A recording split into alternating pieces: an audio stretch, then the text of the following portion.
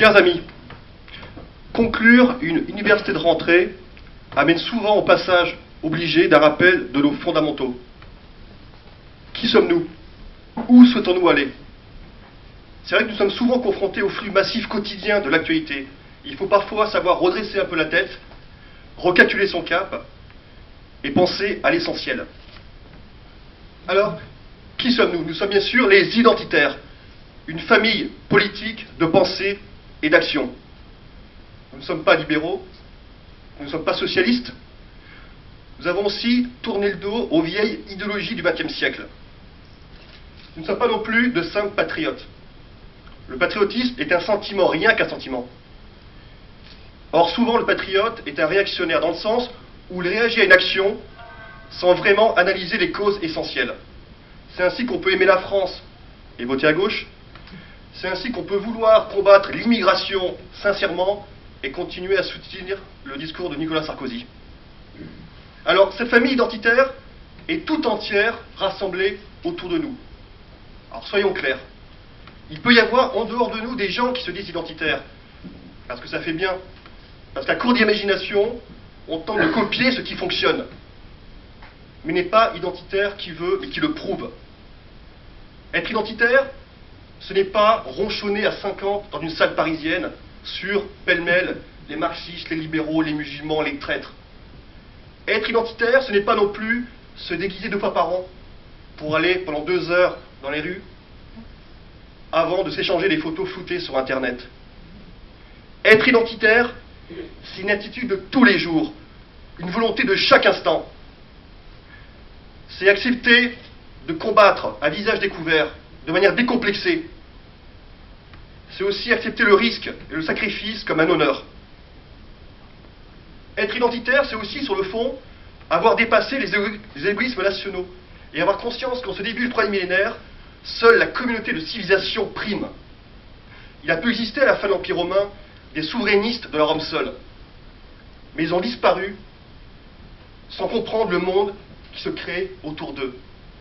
Alors, il faut être clair, dans ce monde où l'homme européen est ultra-minoritaire, dans ce monde où la Chine et l'Inde alignent 3 milliards d'individus, dans ce monde où l'Afrique n'a pas opéré de transition démographique, je lis clairement, le souverainisme est une faute majeure.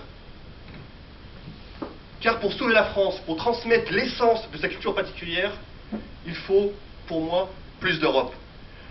De toute façon, on n'a pas le choix. C'est soit l'Europe aux Européens, ou soit chacun pour soi, et à ce moment-là, la France, l'Italie, l'Espagne, l'Allemagne, seuls face à la submersion migratoire.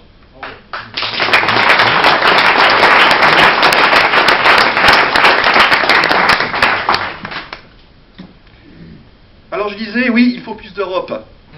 Mais qu'importe que celle-ci soit entre les mains de nos ennemis, finalement. Qui demanderait aujourd'hui la suppression de la France au prétexte que celle-ci est gouvernée par Sarkozy? Qui ne comprend qu'avec ou sans l'Union européenne, ceux qui nous gouvernent aujourd'hui veulent la disparition des nations, des peuples, et en premier lieu des peuples européens, en premier lieu de l'homme européen. Et donc je considère que face à la crise économique, il faut refuser le repli sur la France seule. Il faut se garder des yakas. Pour moi, la crise économique, c'est la crise d'un système. Vouloir arranger les choses sans toucher au système, c'est un peu comme si on larguait les chaloupes de sauvetage du Titanic dans la soute plutôt que dans l'océan. La crise ne doit pas provoquer le retour des égoïsmes nationaux des nations d'Europe. Le réflexe national qui consisterait à se replier sur la France seule avec ses 10 millions d'halogènes pour ne pas soi-disant sombrer avec la Grèce ou l'Espagne n'est pas nôtre. Pour moi, la crise économique doit être une occasion de réveiller la conscience européenne, comme elle doit permettre le retour d'une conscience française. Pour moi, l'ennemi, c'est l'universalisme. C'est l'ennemi de l'Europe comme l'ennemi de la France. L'universalisme, c'est une doctrine qui transforme les êtres humains avec leur enracinement, leur personnalité propre, en citoyens du monde totalement déracinés, atomisés, lobotomisés. C'est là, entre autres, notre travail politique. Incarner la voie vers l'Europe et vers l'avenir de la puissance. Alors, on parle de mythe européen. L'Europe est un mythe, mais un mythe du devenir. Ce n'est pas une chimère du passé. Pour moi, c'est la réalité de l'avenir. Ce mythe européen, ce n'est pas un sentiment, ce n'est pas un romantisme. Il naît d'une triple réalité universelle qui fonde la position identitaire. Cette position s'appuie sur trois faits majeurs. L'impératif du territoire, la singularité des peuples et la nature vue comme entité vivante et pas comme chose. L'impératif du territoire implique qu'à un seul correspond un seul peuple. Toute autre position n'est idéologie ou viole des réalités. Et c'est ce qui se passe aujourd'hui en Europe et ce qui va provoquer à terme des éléments dramatiques auprès desquels la sécurité actuelle n'est rien du tout. Ensuite, il y a la singularité des peuples. Dire que la diversité des peuples est une réalité, tout le monde est d'accord, je crois. Les peuples sont singuliers, les ethnies sont différentes, les civilisations forment des frontières psychiques naturelles. Dire que le métissage va favoriser la diversité est un mensonge, une escroquerie pour Bobo et Bonobo de la pensée.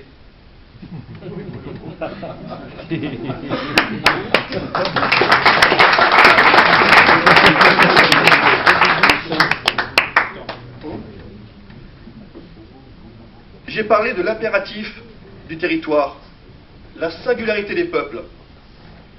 J'ai aussi évoqué la nature vue comme entité vivante et pas comme chose. On le sait, les idéologies comme le libéralisme ou le marxisme considèrent le monde comme un lieu à exploiter. Elles ne connaissent pas, elles ignorent le sacré, l'enchantement du monde. Elles ne mettent aucun frein à la disparition des sols, des océans, des airs. Pour nous, ces trois principes fondamentaux sont essentiels. Ce sont des principes au long cours, ce ne sont pas des principes qu'on met simplement dans un programme électoral. Je considère qu'aujourd'hui l'islam peut passer, des banques peuvent tomber, des empires peuvent s'effondrer, les principes resteront toujours valides.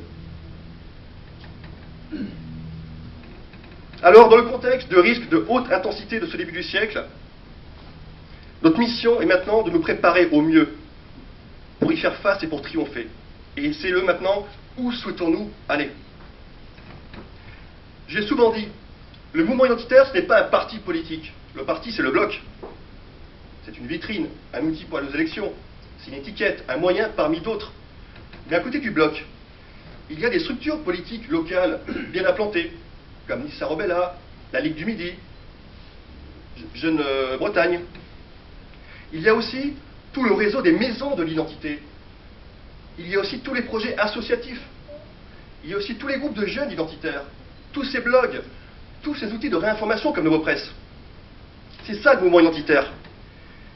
C'est ce foisonnement toujours en mouvement qui fait sa force politique, métapolitique, financière et militante. C'est pour ça qu'il est important de rester souple et manœuvrier aujourd'hui. Et ne comptez pas sur moi pour imposer une vision stalinienne du mouvement identitaire. Je considère que trop de centralisme, pour moi, est mortifère. Alors certes, il faut des chefs, mais à tous les échelons et à tous les postes de combat. Mais ce qui est important de retenir, à mon avis, c'est qu'il faut respecter au maximum les règles du réseau pour le développer au-delà de nos propres frontières politiques. Le parti du XXe siècle est obsolète. À la rigueur, il peut encore convenir pour les partis politiques du système actuel, mais ce n'est pas en utilisant ces armes que nous battrons le système. Alors, quelle est notre tactique aujourd'hui?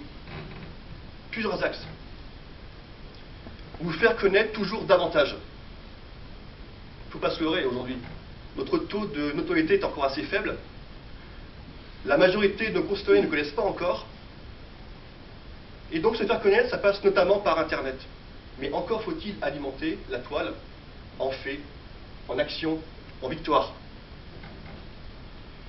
On l'a vu, l'apéro Saucisson Pinard a plus fait pour nous que la diffusion des millions de tracts en France. Et nous préparons donc dans les semaines, les mois à venir, des événements de cette ampleur.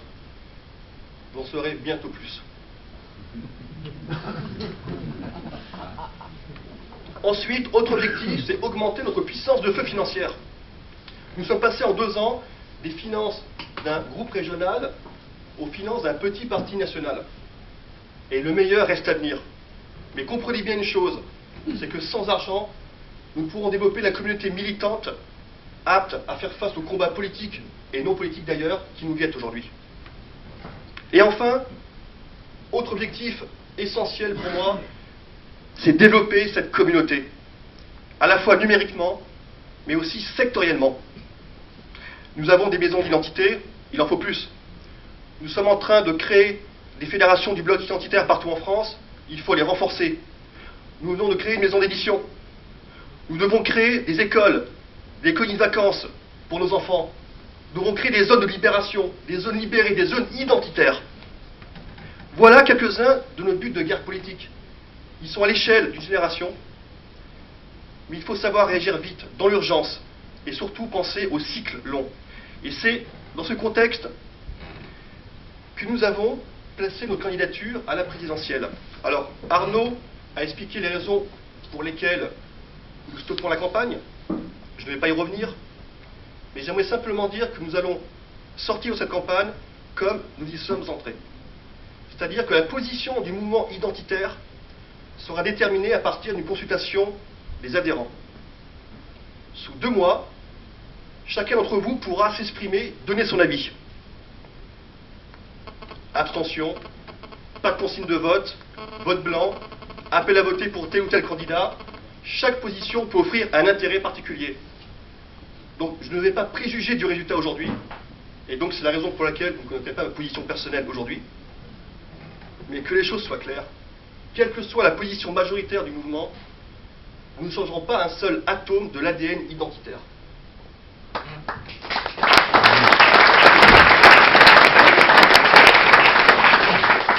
Car depuis maintenant la Convention d'Orange, tout prouve une montée en puissance du mouvement identitaire. Cette année, nous allons multiplier par 2 le nombre d'adhérents, par 5 le nombre de donateurs.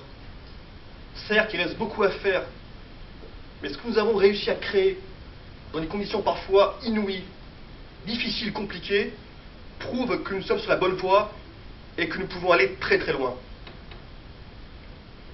Nous avons réalisé de grandes choses, nous allons, je l'espère, j'en suis persuadé, en réaliser d'autres de plus grandes encore, en nous battant, en restant des militants, en nous engageant.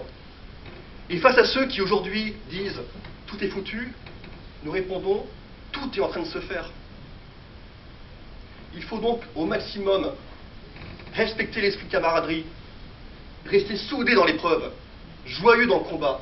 Et demain, j'en suis persuadé, grâce à nos actions, nos initiatives, nous participerons au réveil, au retour de la France et de l'Europe.